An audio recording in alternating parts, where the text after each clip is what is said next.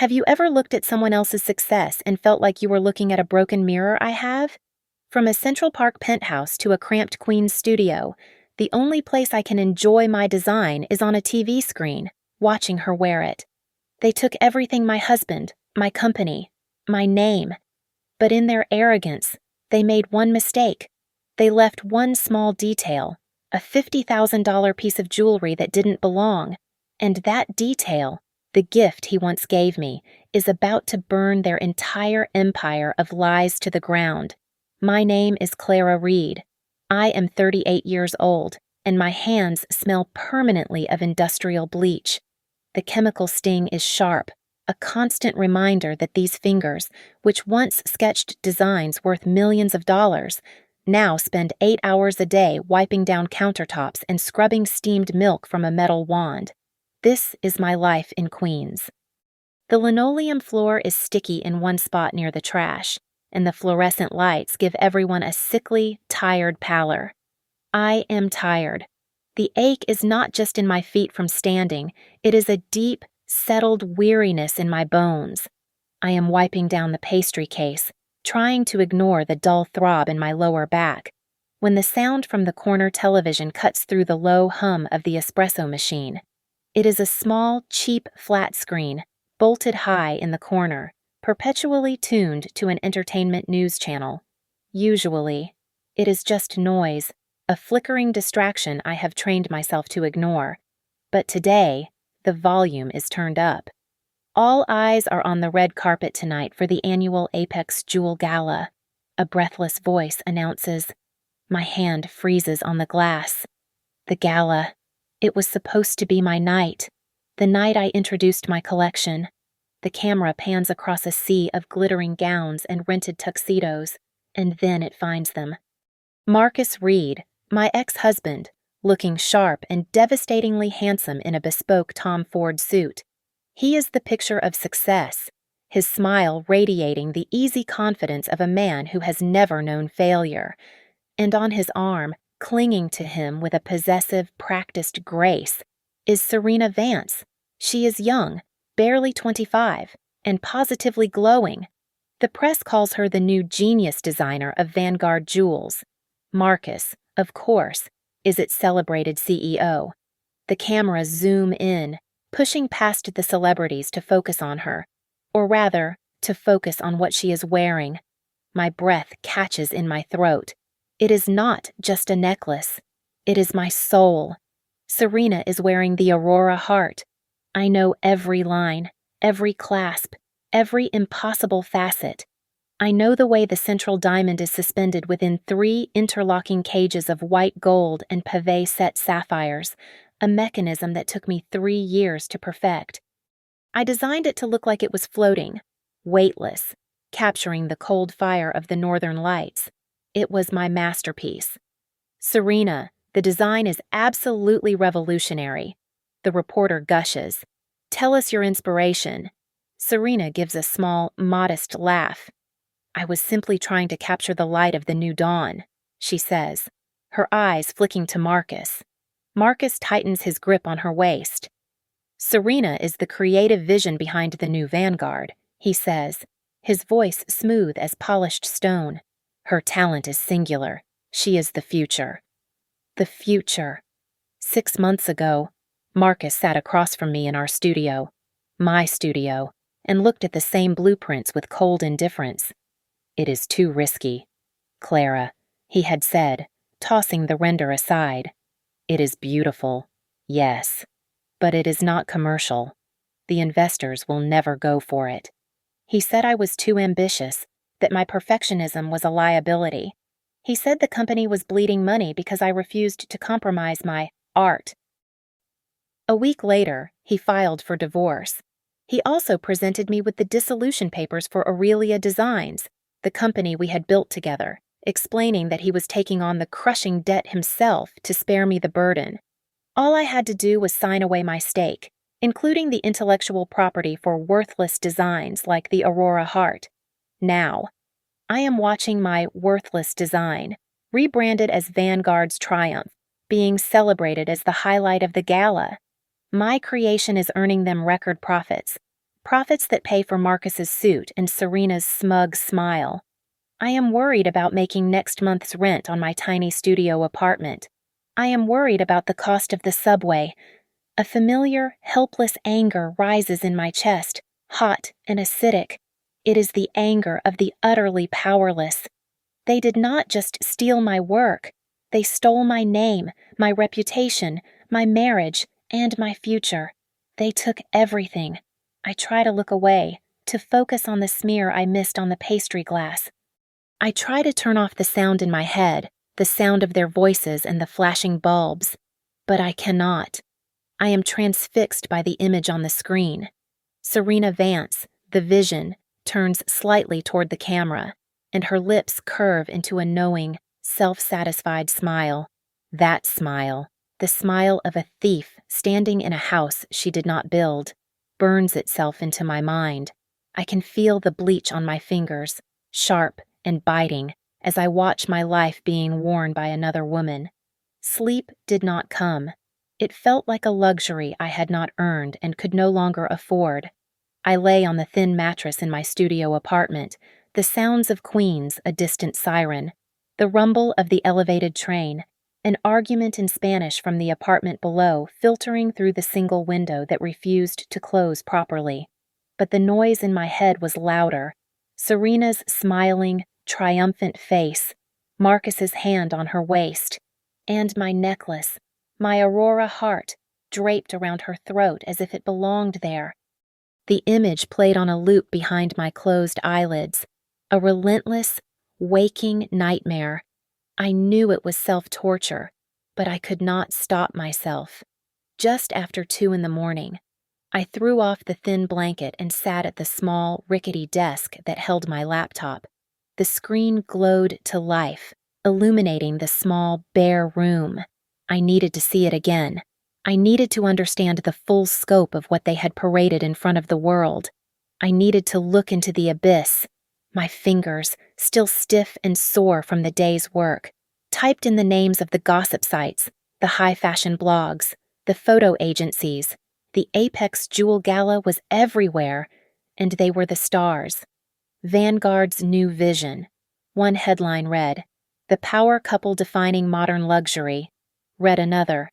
I clicked through hundreds of images, each one a fresh sting, Marcus whispering in her ear, Serena laughing, her head tilted back.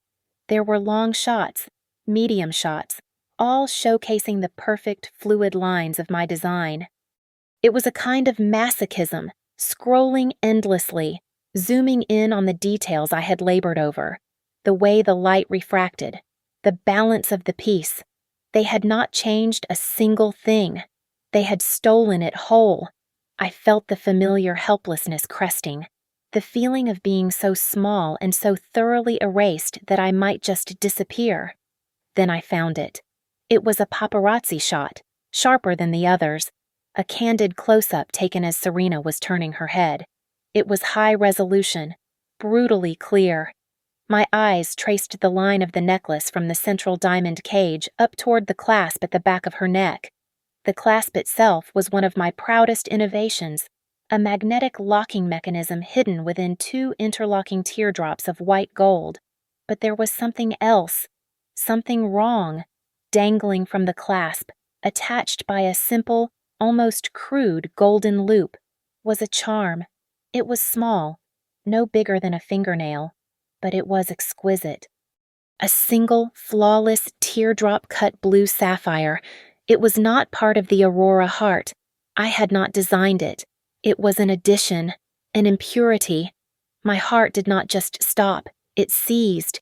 The air left my lungs in a silent rush. The room tilted. I knew that stone. I saw it in a different velvet box, on a different night, 2 years ago, our 5th wedding anniversary. We were at a private table at Per Se, the lights of Columbus Circle glittering below. Marcus had smiled, that warm, genuine smile I had fallen in love with, and pushed the small box across the table. "I had it made for you, Clara," he'd whispered. "By Michelle, in Antwerp. It is one of a kind."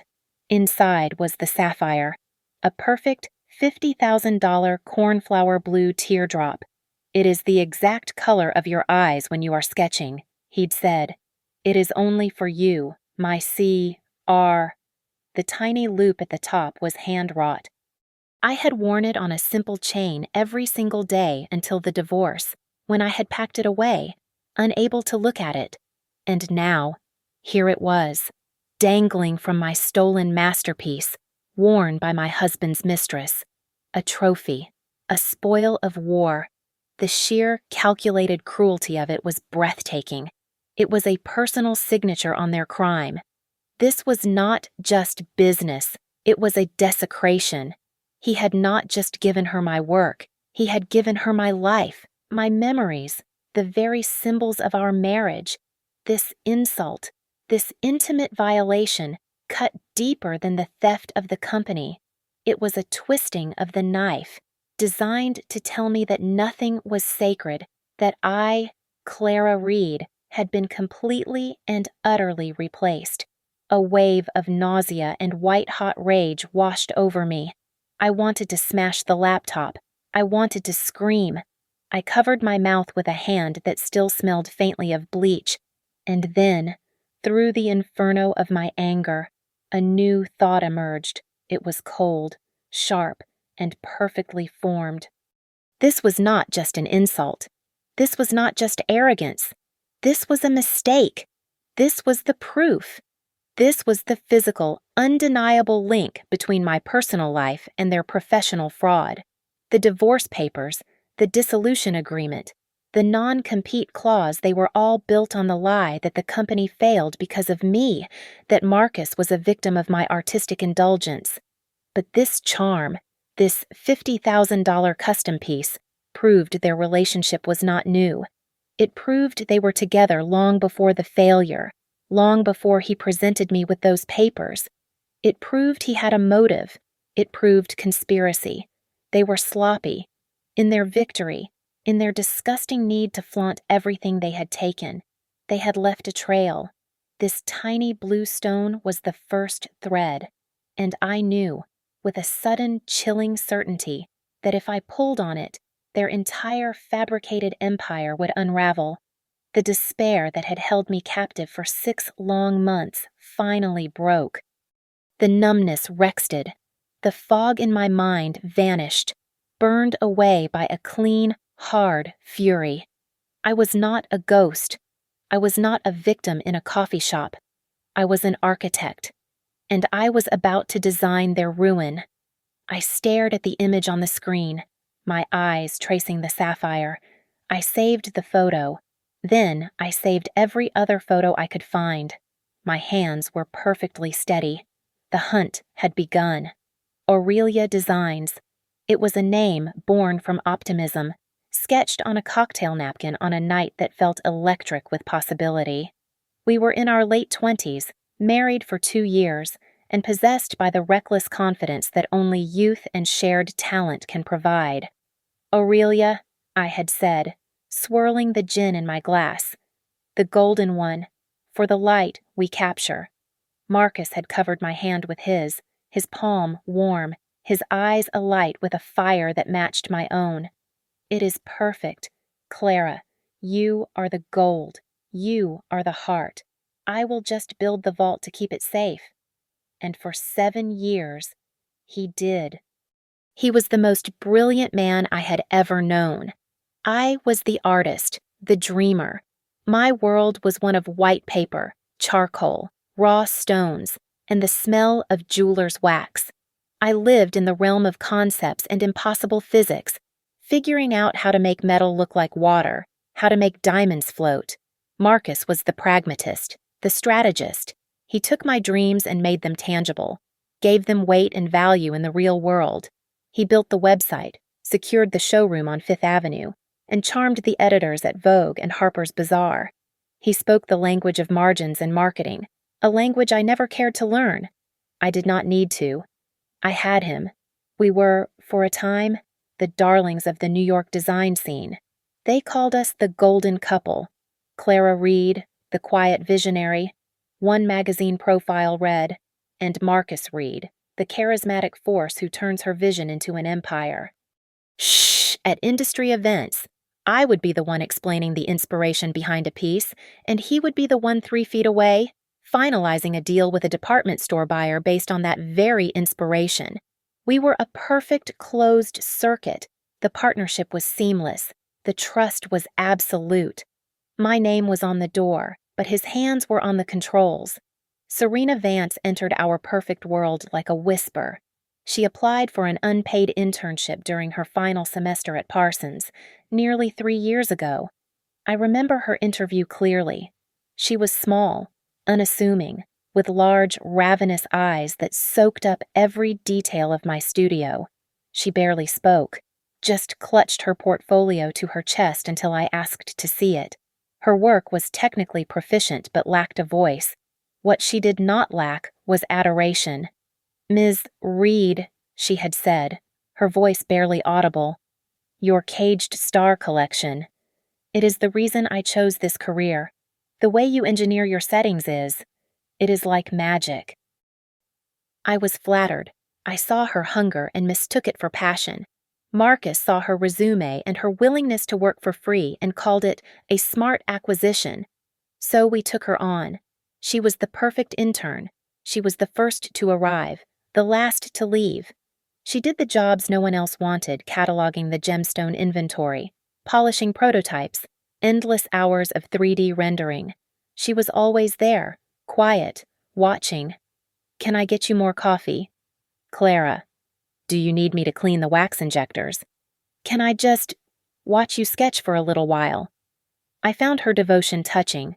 I started to mentor her, explaining my process, showing her how I translated a rough concept from paper to CAD. She was a quick learner. I promoted her to a paid assistant after she graduated. I treated her.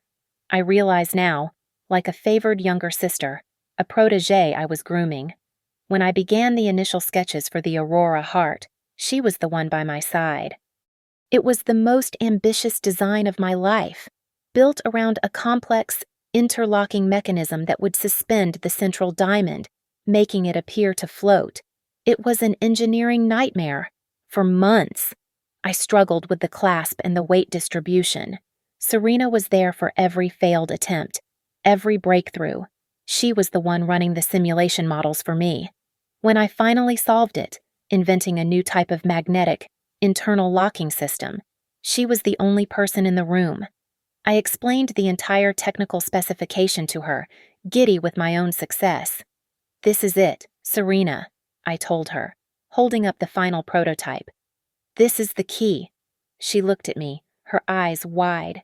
"It is genius, Clara, truly. No one else could have done this." The change in Marcus began about a year ago. It was so subtle, I almost missed it.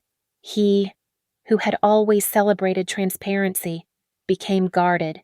He started taking calls in the other room. The company's financials, once a shared document we reviewed over dinner, were suddenly under review, or too complicated to get into right now. He started talking about investor pressure. "They are getting nervous, Clara," he said one night, pacing our living room, not meeting my eye. "We are over-leveraged on the new collection. They need a guaranteed commercial hit, and they need it yesterday." I had never spoken to these investors. I had never even met them. When I suggested I join the next meeting, to present the Aurora Heart concept myself, he shut me down. "No, these are finance guys. Sweetheart, they do not understand art. Let me handle them. You just need to focus on finishing Aurora. That design is our only way out." His schedule became erratic. There were late-night emergency meetings that kept him out until 3 in the morning. There were sudden business trips to Boston, to Chicago, to meet with potential new backers. He was always tired, always agitated, but I convinced myself it was the stress of saving the company. I felt a knot of guilt.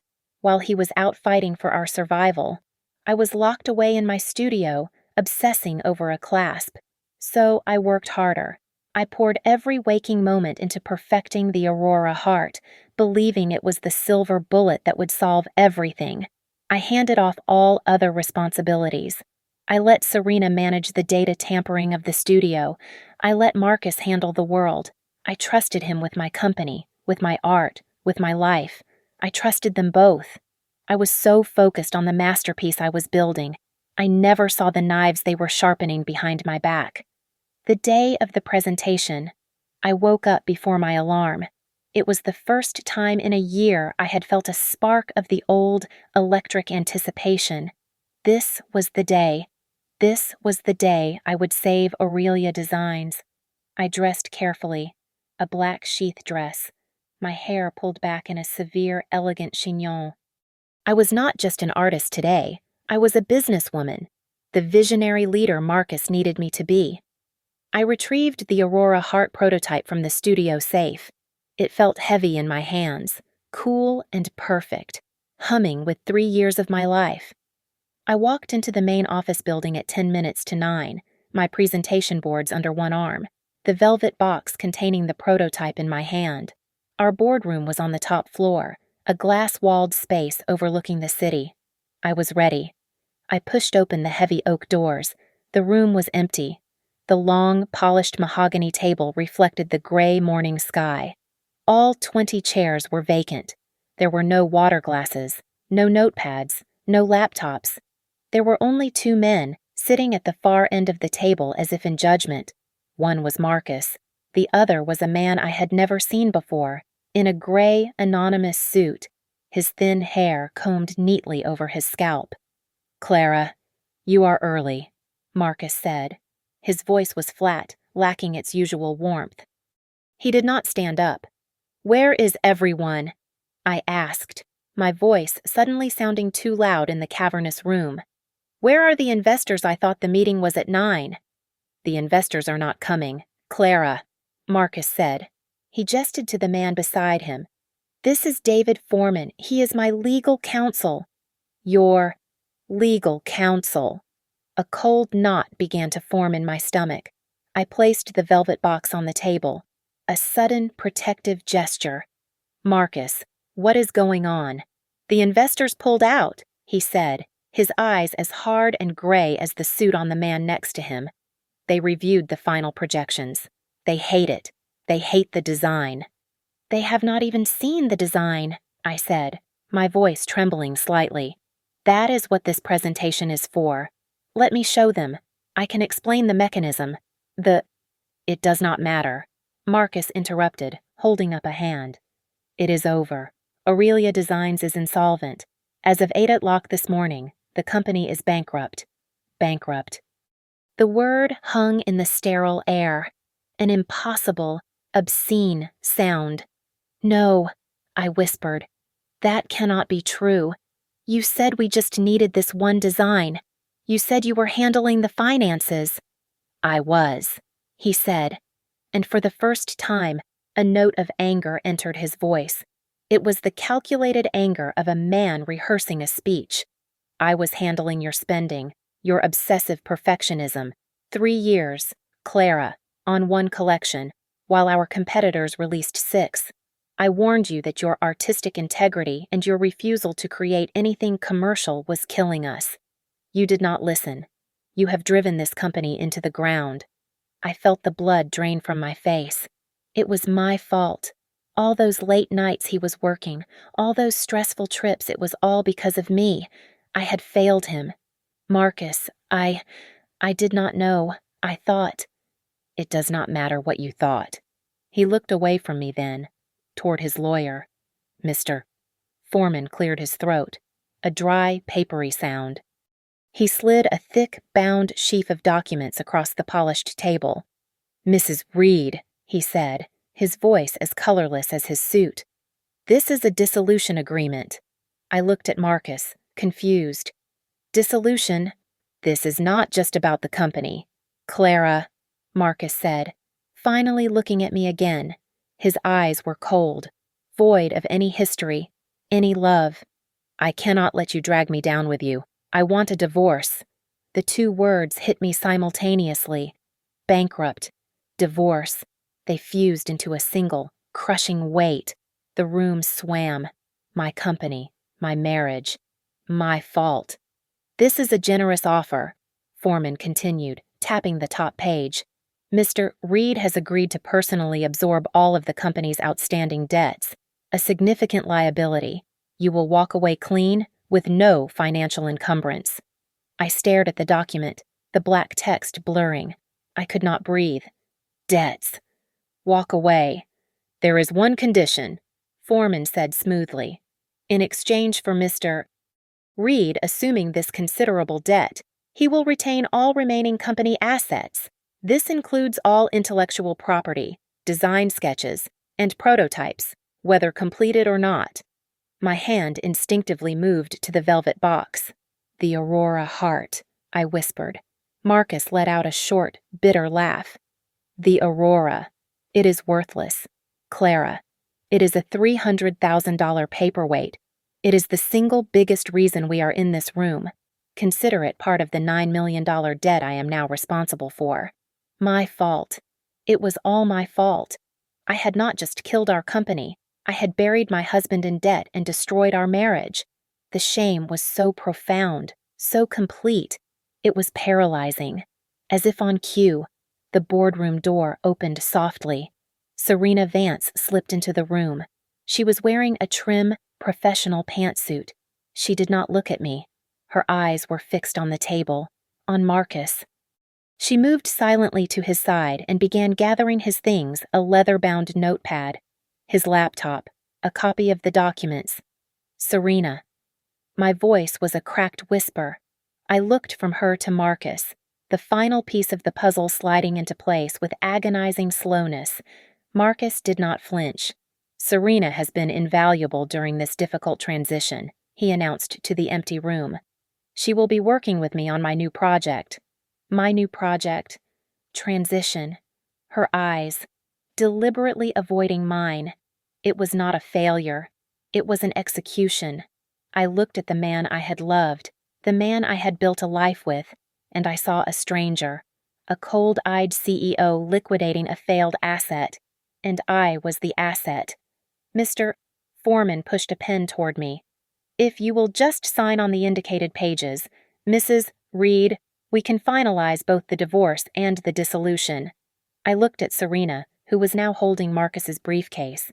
I looked at Marcus, who was looking at his watch. And I looked at the velvet box containing my masterpiece, now declared worthless. The humiliation was a physical force pressing down on me, suffocating me. I had to get out of that room.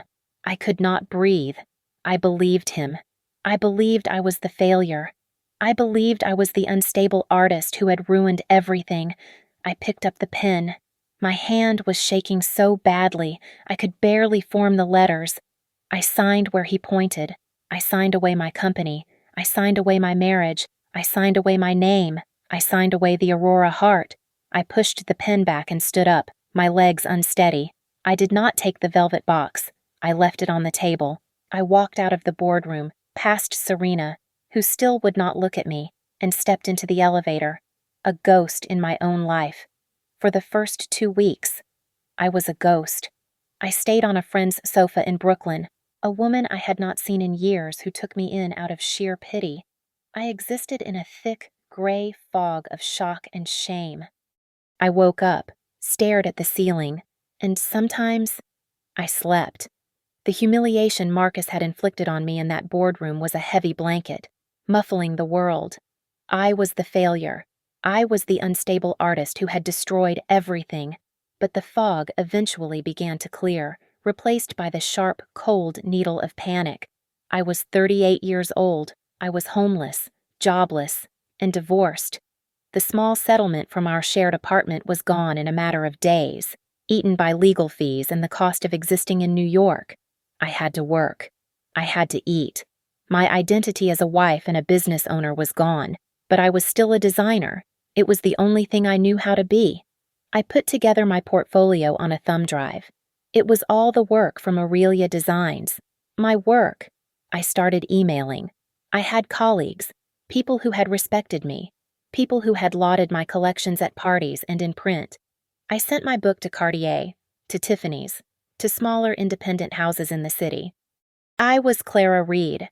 My company may have failed, but my talent was real. Someone would hire me. The first response came a week later, from an old acquaintance, a creative director at a well-respected competitor. "Clara," the email began, "it is wonderful to hear from you, and your work is, as always, breathtaking." I felt a small, unfamiliar flicker of hope. "However, I ran your name past our legal department, and they flagged the dissolution agreement you signed with Aurelia. I am so sorry. We cannot touch you." I did not understand.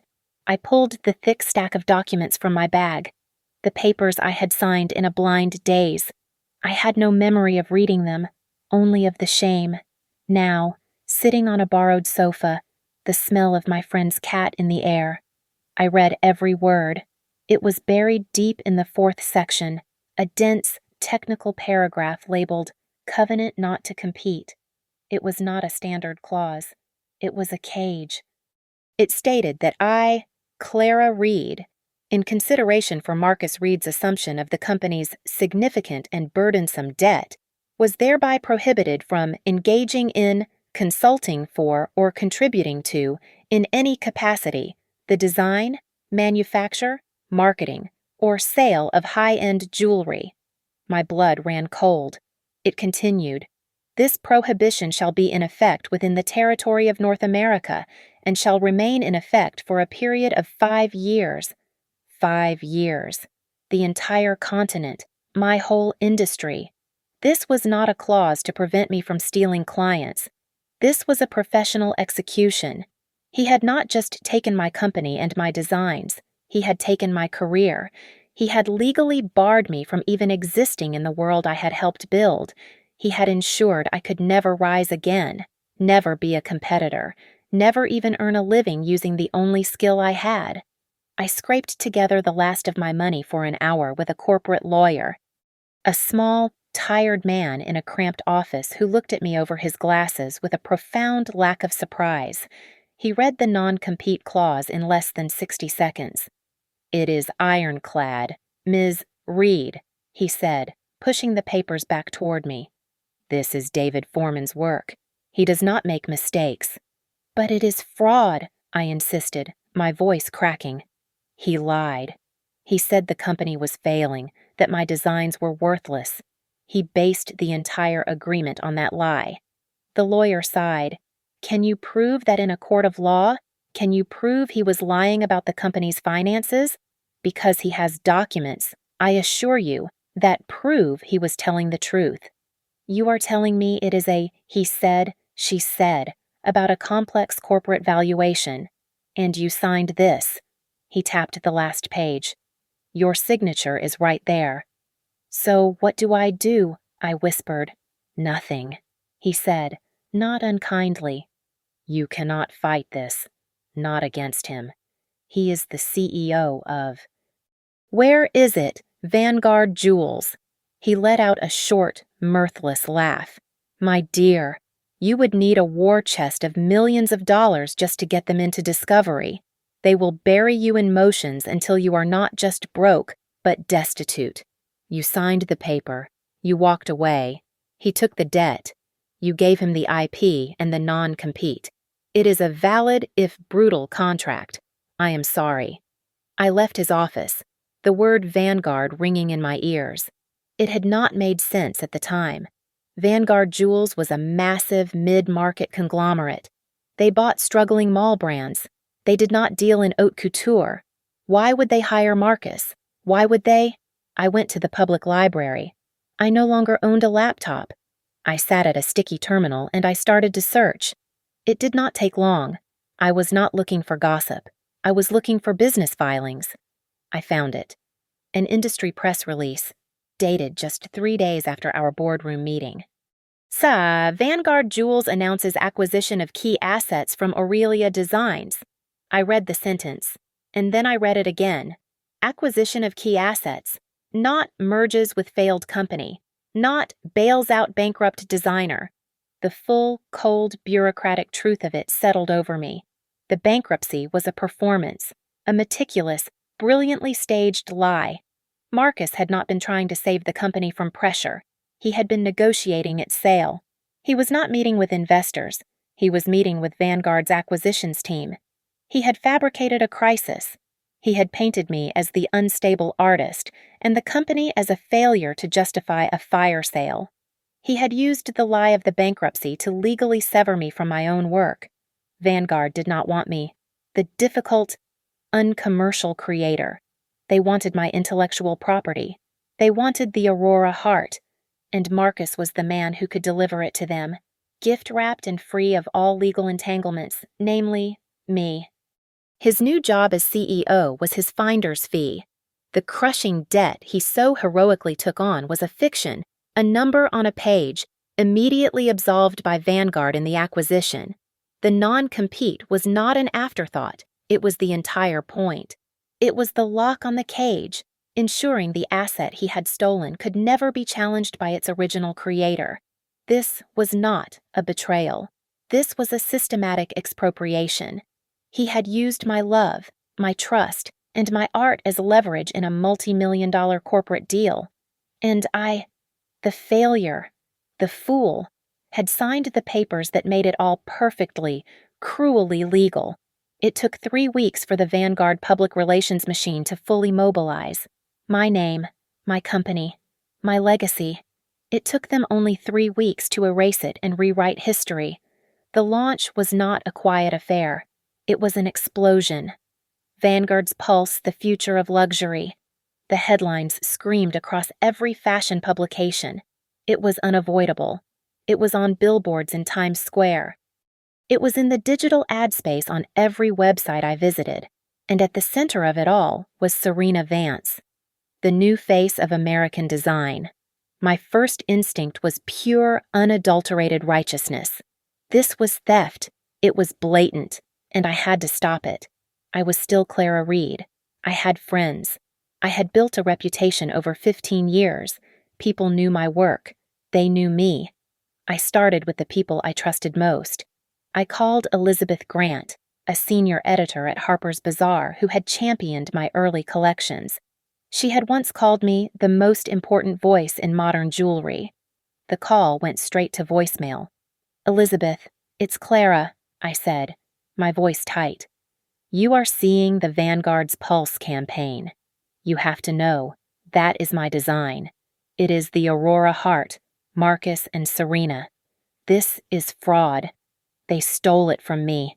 Please, I need you to hear my side. Call me." I called a prominent buyer at Neiman Marcus, a man I had shared countless dinners with. He picked up on the 4th ring. "Clara." He sounded surprised. "Robert, thank God, you have seen it, have not you? The necklace Serena Vance is claiming as hers. That is my mechanism. That is my design." There was a long, terrible silence on the line. "Clara," he finally said, his voice dropping to a cautious, professional tone. "I heard about the dissolution. It sounded messy. Marcus is a powerful man now. Vanguard is putting a 9-figure marketing budget behind this launch. He is telling everyone you had a difficult time, and that you signed everything over." "He lied," I nearly shouted. "It was a setup. He said it was worthless, that the company was bankrupt. Clara." He cut me off, and the warmth was gone, replaced by the chill of business. "You signed the papers. That is the story. My advice to you, as a friend, let it go. You will look bitter. Just move on. It is not a good look." Bitter? The word was a slap. "Shh, he stole my life's work, and I am supposed to move on. I have to go. Clara, good luck." The line clicked dead. It was the same everywhere. Voicemails unreturned, emails met with cold, one-sentence replies.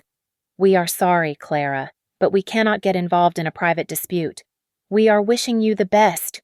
Or worse, the people who did reply simply said, "We are so excited about Vanguard's new direction."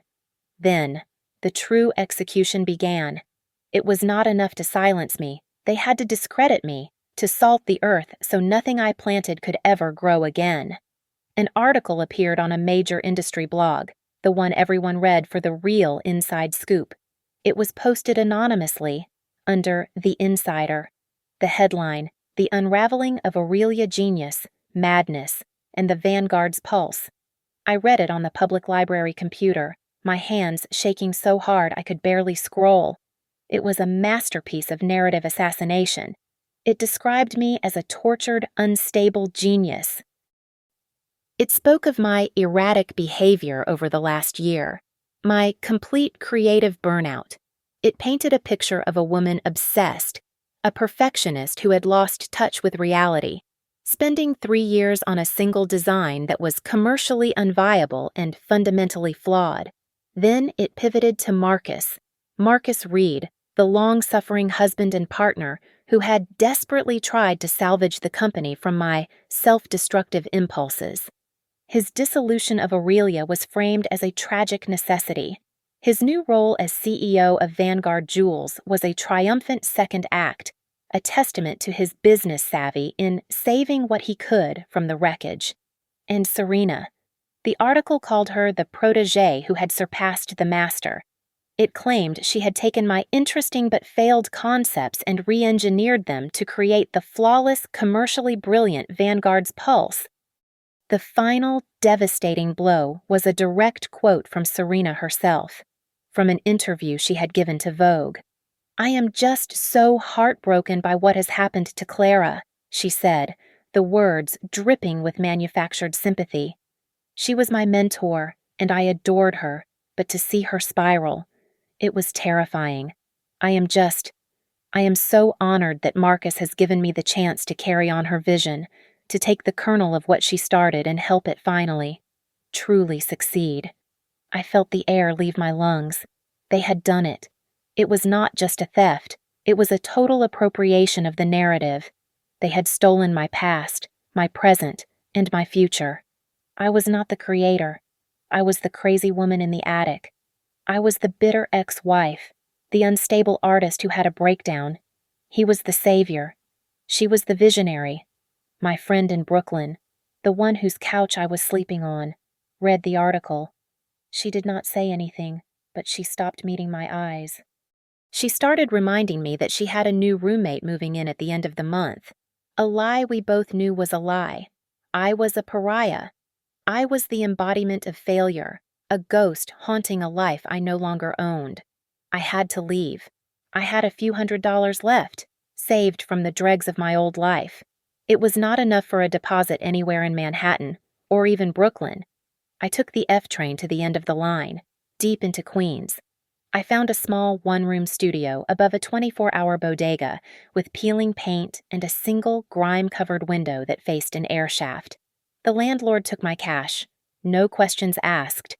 As I closed the door, the smell of old grease and bleach filling my lungs, I heard a small television from the apartment next door. It was that same breathless entertainment reporter. Serena Vance, truly the Cinderella story of the year, seen here wearing her own design. I sank onto the bare floor. They had not just stolen my design. They had stolen my story. And they had made me the villain in it. My life in Queens settled into a routine of grim survival. The alarm clock would ring at 4:30 in the morning, a shrieking, digital offense in the dark. I would rise from the thin mattress, my back aching, and walk to the F train in the pre-dawn chill, the streets smelling of old beer and exhaust fumes from the trucks on the boulevard. Then came the shift.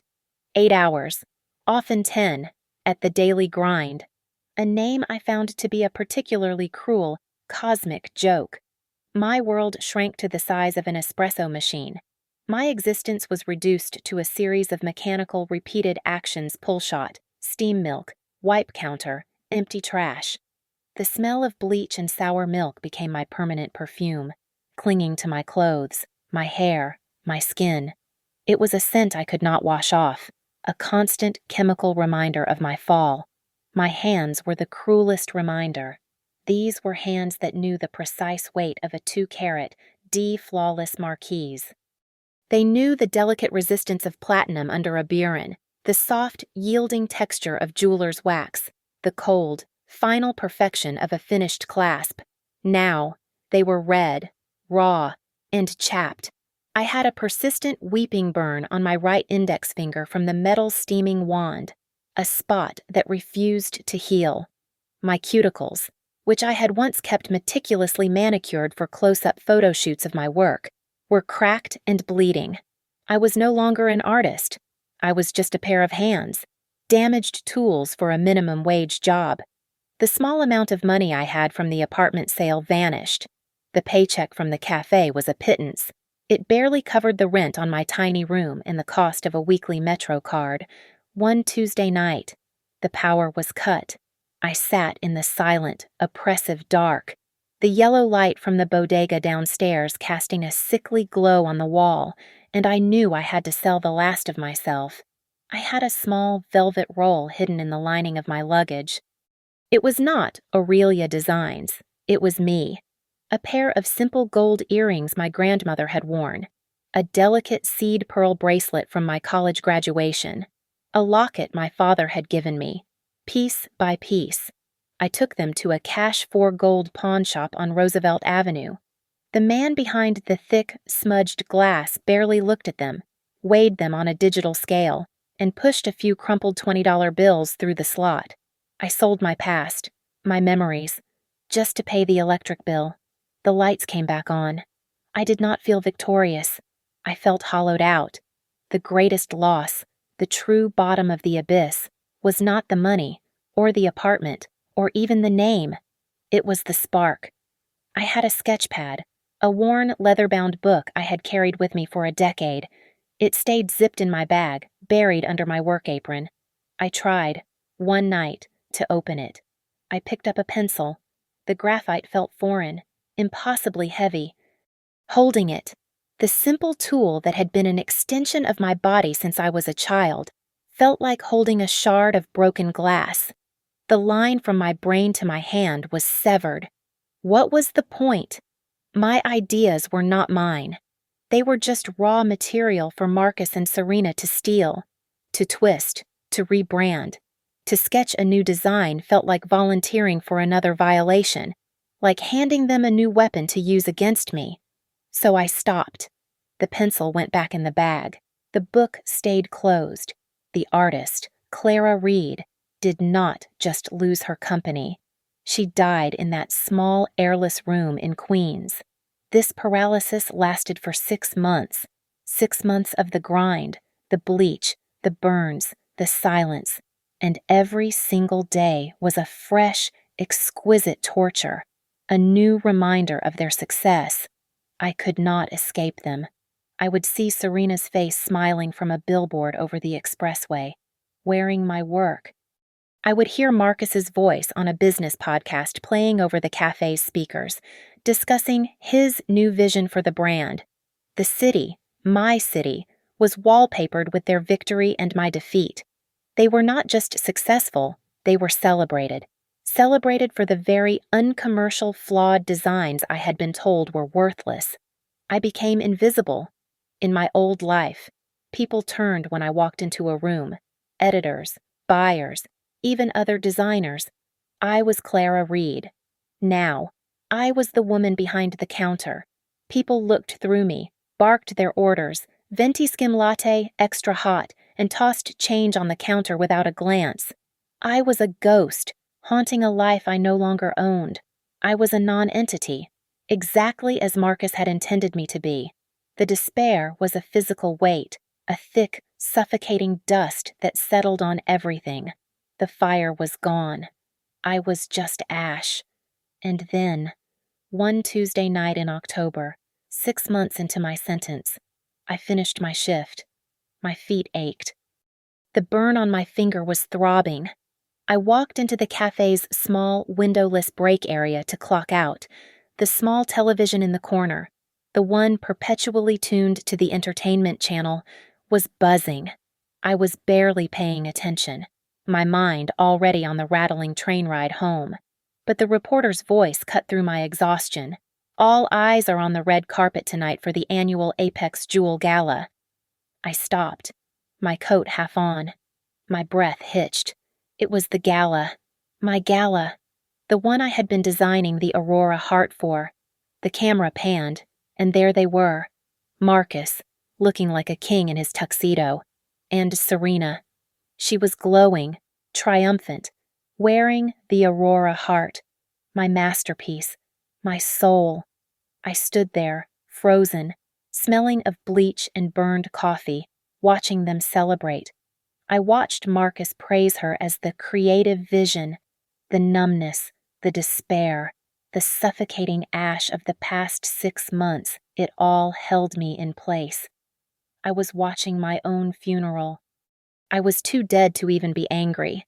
I just watched, passively absorbing the pain, as I had for 6 months.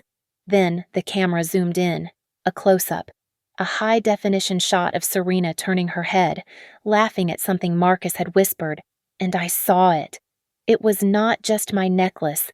Dangling from the clasp, attached with a simple, clumsy loop, was a small, teardrop-shaped blue sapphire. My heart stopped. I knew that stone. It was my 5th anniversary gift, the one-of-a-kind $50,000 charm, the one he said was only for CR. The shock was not like the slow suffocation of despair. It was a jolt, a sudden, violent strike of lightning. It was the defibrillator I did not know I needed, the personal, intimate, stupid arrogance of it. The fog in my head did not just lift, it evaporated in an instant of pure, white-hot clarity. The fire had not gone out. It had just been buried, waiting. This tiny, $50,000 mistake was the oxygen it had been starving for. The ghost in the coffee shop finally had a pulse. I was not an artist anymore. I was not a barista. I was an investigator, and the first item on my budget was a weapon. I took the last of the cash I had, the crumpled bills from the sale of my grandmother's earrings, and went to a pawn shop 3 blocks from my apartment. I bought a refurbished 4-year-old laptop. The battery life was terrible and the E key stuck, but it connected to the internet. I sat on the floor of my room, the laptop plugged into the wall, and my obsession became my new 9-to-5. I did not sleep. I worked my shift at the cafe, my mind a million miles away, my hands moving on autopilot, steaming milk and wiping counters. Then I would race home, make a cup of instant coffee, and open the screen. My world became a glowing rectangle in a dark room. My first task was the sapphire, the personal, arrogant, $50,000 mistake. I knew the jeweler, Michel Benoit. A difficult, brilliant, 70-year-old artisan in Antwerp who only worked with a handful of clients. Marcus had been so proud to have secured his time. I found the email address for his small atelier. My first message was polite, desperate. Monsieur Benoit, I wrote. This is Clara Reed. You made a charm for my ex-husband, Marcus Reed, 2 years ago. I am in a legal dispute and I desperately need a copy of the receipt. The reply came a day later. It was curt, written by an assistant. Monsieur Benoit respects the privacy of his clients. All transactions are covered by a binding non-disclosure agreement. We cannot help you. A dead end. The old Clara, the ghost in the coffee shop, would have stopped. She would have accepted the rejection. But the new Clara, the one fueled by bleach and pure, cold rage, knew better. I was an artist. So was he. I would not appeal to his records. I would appeal to his pride. I attached the highest resolution photo I could find from the gala. The one where the charm was clearly visible, dangling clumsily from the clasp of my masterpiece. Monsieur Benoit, I wrote. I am not writing as a lawyer. I am writing as the designer of the necklace this thief is wearing. You are a master. You created a one-of-a-kind piece, a perfect cornflower sapphire, a symbol. It was a gift of love. It is now being worn as a cheap trophy by the woman who helped steal my life's work. Your legacy, your art, is being paraded as a spoil of war, attached like an afterthought to my stolen design. This is not about privacy. This is about desecration. They are insulting us both. The response, this time, was from Michel himself. It came in less than 10 minutes. C'est une insulte, it began. This is an outrage. I do not create trophies for thieves. The woman who wears this is not your husband's one and only. You were. He said so himself. Attached to the email was a high-resolution scan. It was the original invoice. My hands trembled as I opened it. There it was, in meticulous script. The date, October 12th, 2 years ago, long before any financial trouble. The item, one custom cornflower sapphire teardrop charm, platinum setting. The price, $50,000. And at the bottom, a scanned copy of Marcus's personal note for the order. Please engrave the loop, invisibly small, with 2 letters C, R. This is for my one and only. I printed it. It was the first page in my dossier, the first weapon in my arsenal. Now for the second task. The charm proved the personal timeline. Now I needed the professional one. I needed to prove the conspiracy. My mind went back to the studio, to Serena. She was always at her workstation, always running models. She handled all the final CAD renders for the Aurora heart. She was the only one, besides me, who knew the complex engineering of the internal clasp. She had to have copied the files. Where had she put them? How had she sent them? I thought back to the early days of Aurelia Designs. Before we had our big, secure server, we had used a generic cloud storage service, a simple, cheap 100 gigabyte plan. We had abandoned it years ago. But had we ever canceled the subscription? Had Marcus, in his meticulous corporate destruction, remembered to disable a minor, $10 a month account from 7 years ago? I found the login page. I typed in my old administrator email. I typed in the password I had created Marcus Clara Aurelia. Access granted. My heart hammered against my ribs. He had forgotten. It was the one, tiny, digital stone he had left unturned. The drive was a digital graveyard. Old lookbooks, invoices from 2017 photos from our launch party. I navigated to the Design Archive folder. And there it was. Project Aurora. I clicked. Every file, every iteration, every blueprint. And next to every single one, last modified by Clara Reed.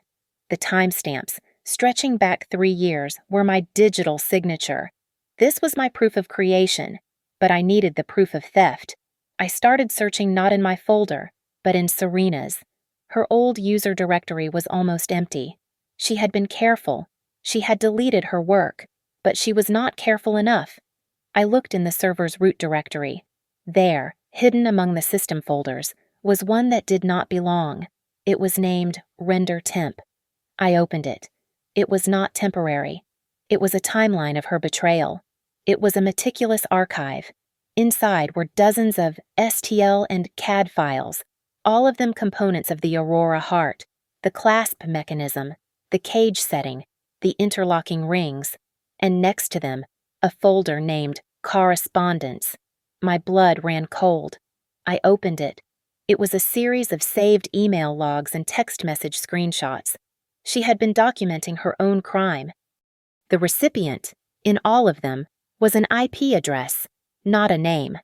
A simple search traced it to the corporate headquarters of Vanguard Jewels. The dates began 1 full year before the boardroom execution.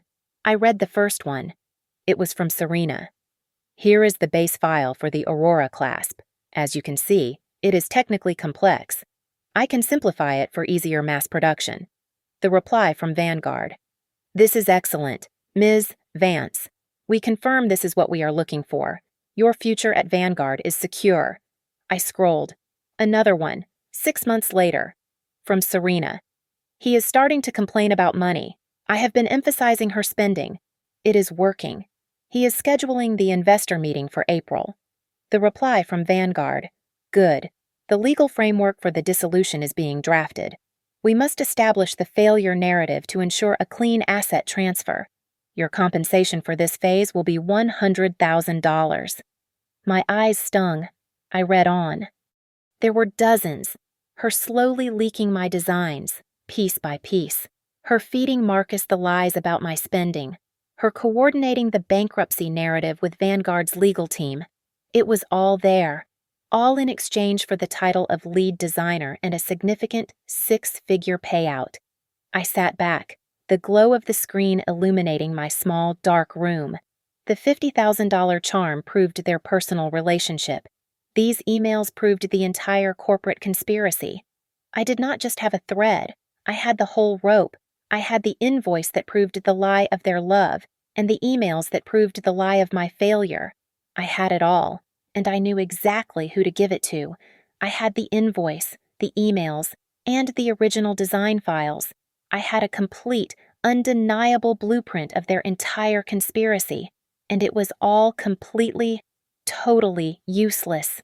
The words of that tired corporate lawyer echoed in my head. You signed the paper. I could not sue. I had no money, no standing, and no legal rights to the very work they had stolen. Marcus had foreseen a legal attack, the dissolution agreement, the non-compete clause. My own signature on the line, it was an ironclad fortress. Going to a courtroom would be suicide.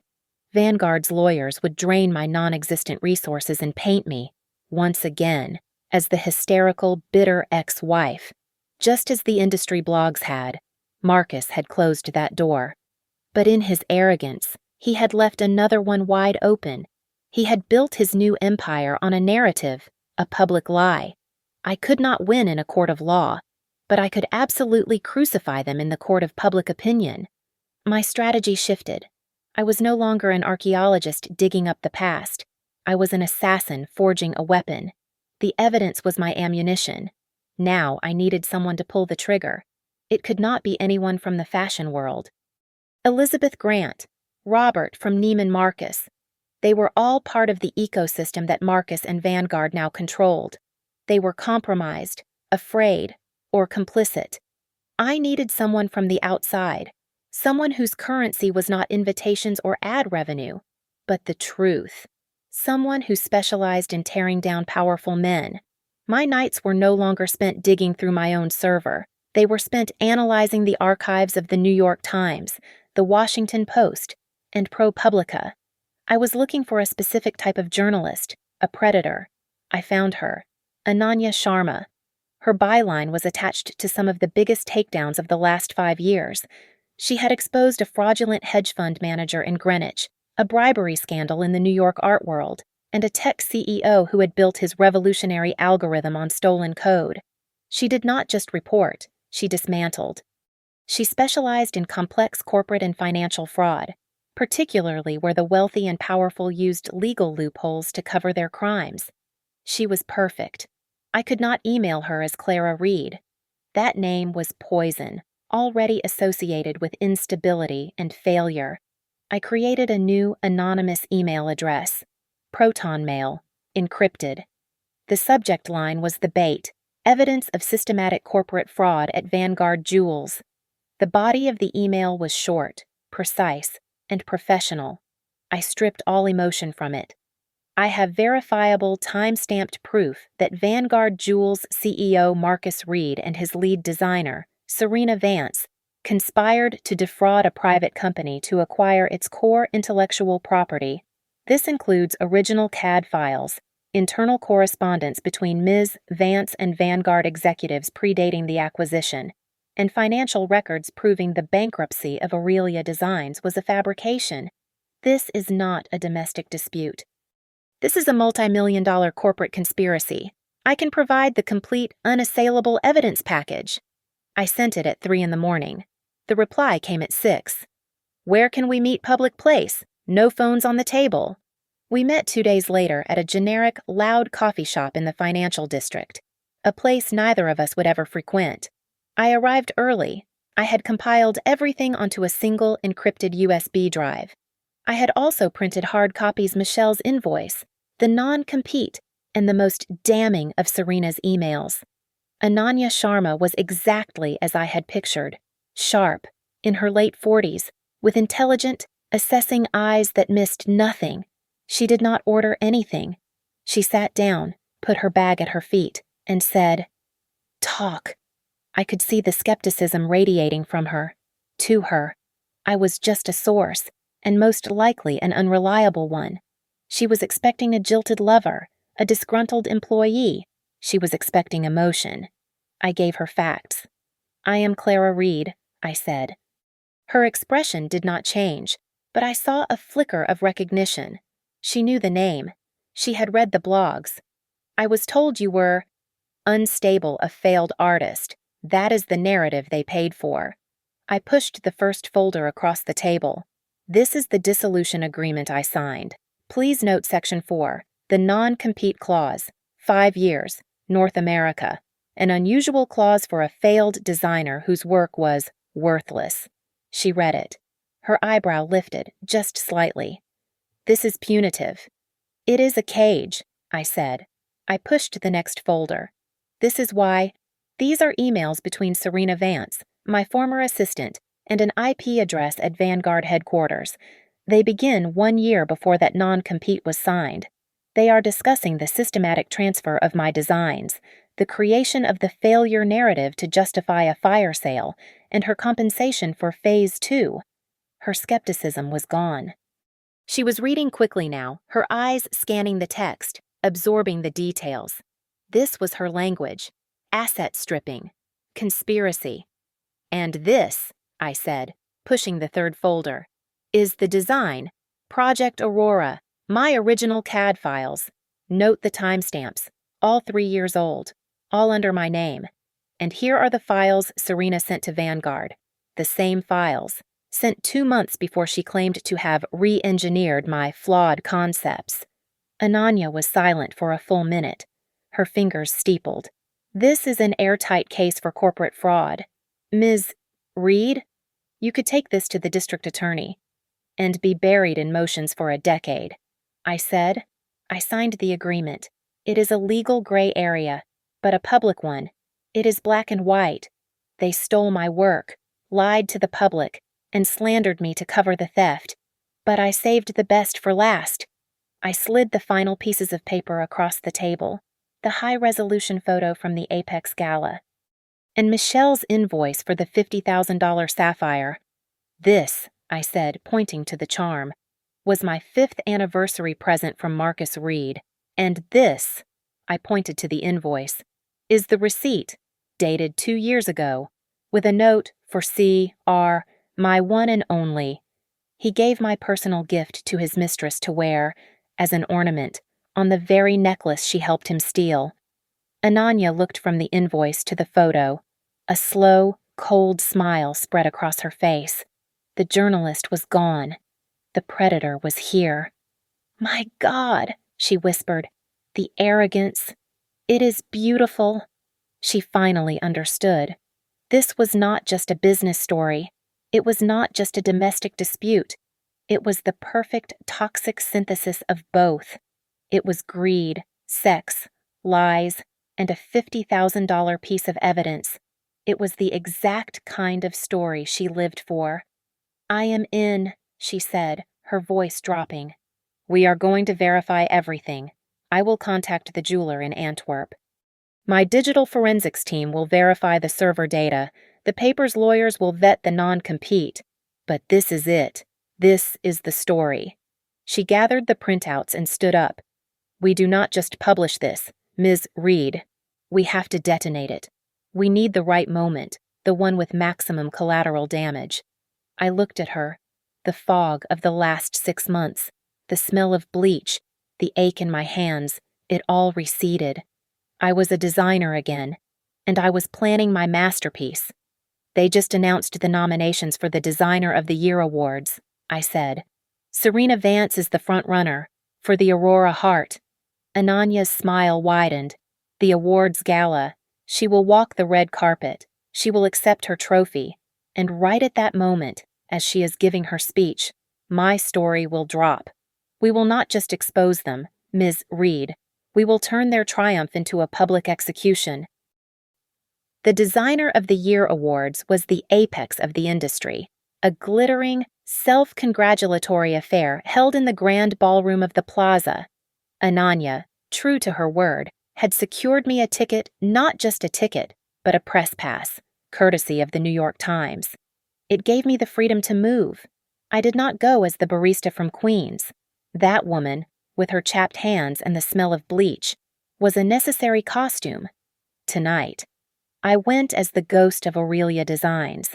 I wore the only good piece of clothing I had left, a simple, floor-length black silk dress I had designed years ago, one that had miraculously survived the liquidation. I pulled my hair back into the same severe chignon I had worn that final day in the boardroom. I was not there to blend in. I was there to be seen. I was an architect attending the demolition she had planned. I slipped into the ballroom and took a position near the back, observing the room. It was a sea of familiar faces, the kith and kin of the New York fashion world. I saw Elizabeth Grant, the editor who had not returned my calls. I saw Robert from Neiman Marcus, who had told me to move on. They were all there, air-kissing and sipping champagne, oblivious. I was invisible to them, a ghost, but not for long. I waited. I nursed a single glass of champagne, my hand perfectly steady, my pulse a low, rhythmic drum. I watched them go through the awards for menswear, for accessories, for lifetime achievement, and then, finally, the main event. The host stepped forward, and now, the award for the 2024 Designer of the Year. The nominees are... The screen flashed, and the winner is Serena Vance for Vanguard's Pulse. The room exploded in applause. I watched Marcus leap to his feet, pulling Serena into a deep, cinematic kiss before letting her go. He was beaming, the proud Svengali. Serena, looking angelic in a white gown, ascended the steps to the stage. She was wearing it, the Aurora heart, my heart. It glittered under the stage lights, a cascade of cold fire, and there, dangling from the clasp, just as it had been at the gala, was the tiny blue teardrop, my $50,000 sapphire. The arrogance was staggering. It was perfect. Serena gripped the podium, tears streaming down her face. "Oh, wow," she whispered, her voice thick with emotion. I hardly know what to say. This design, it was a labor of love." She looked out, her eyes finding Marcus. The spotlight swung to him, catching him in its bright, adoring circle. I have to thank the one person who made this all possible, my incredible mentor, my partner, the CEO of Vanguard, Marcus Reed. The crowd applauded again. Marcus placed a hand over his heart. "Marcus," Serena continued, her voice breaking, "you believed in me when no one else did. You saw the kernel of an idea, a flawed, unfinished idea. And you gave me the support and the vision to make it perfect. You are the true heart of this design. I share this with you. Thank you." She held the glass trophy aloft. The applause was deafening. This was her moment, the absolute peak of her new life, the very summit of their shared lie. Ananya, standing near the press pit, caught my eye. She gave a single, almost imperceptible nod. It was time. Serena stepped down from the stage, immediately engulfed by a swarm of journalists, their cameras flashing, microphones extended. "Serena, how does it feel? Serena, what is next for Vanguard?" I began to walk. I did not rush. I moved through the tables with a cold, deliberate calm. The ghost of Clara Reed was finally making her appearance. I moved through the throng of reporters, who parted slightly, annoyed, then confused. I emerged directly in front of her. "Serena." My voice was not loud, but it was clear, and it cut through the din like a blade. The chatter stopped. The cameras, sensing a new, unplanned moment, refocused on me, on us. Serena looked up, her tear-stained, triumphant face clouding with confusion. "Clara," she whispered. Her smile twitched.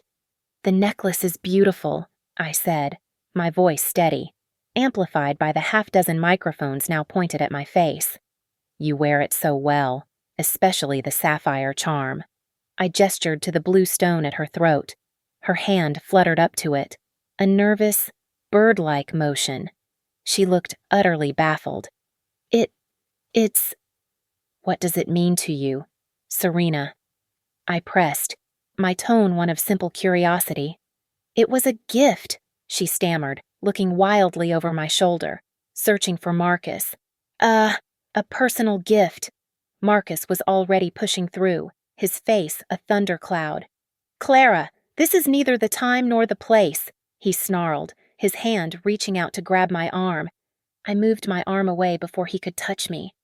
I never broke eye contact with Serena, but my next words were for him, for the cameras, for the entire room. I know it was a gift, I said, and I smiled, a cold, bright, terrible smile.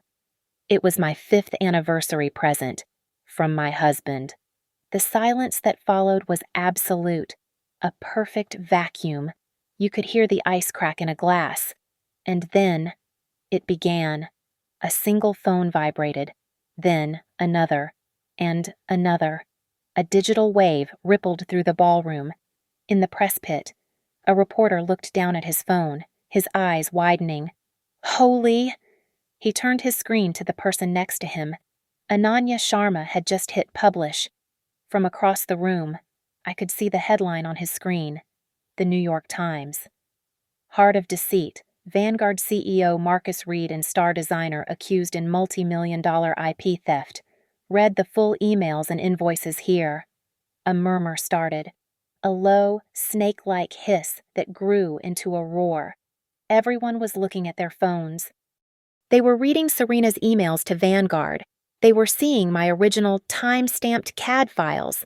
They were looking at the scanned $50,000 invoice for a charm, engraved for CR. Marcus and Serena were frozen. The blood had drained from their faces, leaving 2 pale, grotesque masks of horror. The flashing cameras, which moments before had been capturing their triumph, were now documenting their public execution.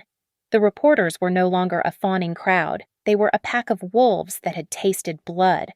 Mr. Reed, did you fabricate the bankruptcy of Aurelia Designs? Serena, did you conspire to steal these designs? Is that charm Clara Reed's anniversary gift? Marcus, how long was the affair going on? They were trapped, paralyzed by the glare, their lies dissolving in real time. Serena was still holding her trophy. Marcus's mouth was open, but no sound was coming out. I watched them for one long, cold, satisfying moment. I watched the panic rise in their eyes. My work was done. I calmly placed my untouched champagne flute on a passing waiter's tray. I turned my back on the shouting, on the flashing bulbs, and on the 2 shattered people at the center of the storm. I walked out of the ballroom, through the opulent lobby, and out into the cool, clean night air, leaving them to the vultures. Thank you so much for listening. I'd love to know where you are all tuning in from, so please drop a comment below and share your thoughts. Make sure to subscribe to Lily Revenge Stories, like this video, and give it an extra boost by hitting the hype button so this story can be heard by more people.